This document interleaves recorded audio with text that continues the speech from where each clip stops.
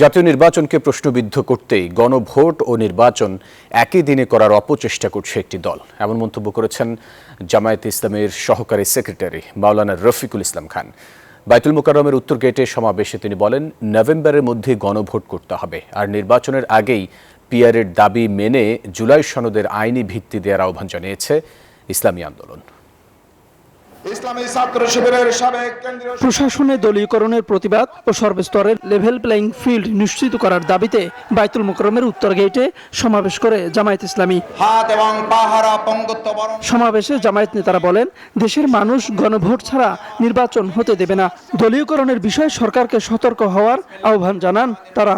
গণভোটের মাধ্যমে দাবি আদায় করা ছাড়া বাংলাদেশের মানুষ আগামী দিনে জাতীয় নির্বাচন হতে দেবে না।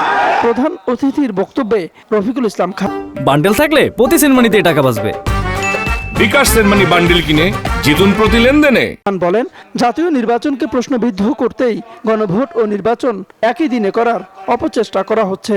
এর আগেও গণভোট হয়েছে 3 বার, কিন্তু কোন সময় জাতীয় নির্বাচন আর গণভোট একসাথে হয় নাই। এবার কেন একসাথে হওয়ার প্রশ্ন এসেছে? এর প্রধান কারণই হলো নির্বাচনকে প্রশ্নবিদ্ধ করা। অভিন্ন দাবিতে বায়তুল মোকাররম মসজিদের পূর্ব গেটে সমাবেশ করে ইসলামী আন্দোলন।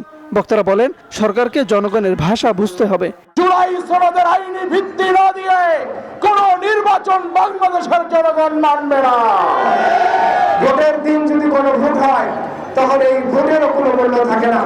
এই জন্য জুলাই সনদকে যদি আইনি ভিত্তি দিতে হয়, তাহলে এর আগে নির্বাচন হতে হবে, এবং তা আগামী নভেম্বরের মধ্যেই আমরা গণভোট চাই। সমাবেশ শেষে দুটি দলই বিক্ষোভ মিছিল বের করে। তাওহিদুল ইসলাম, নিউজ 24, ঢাকা।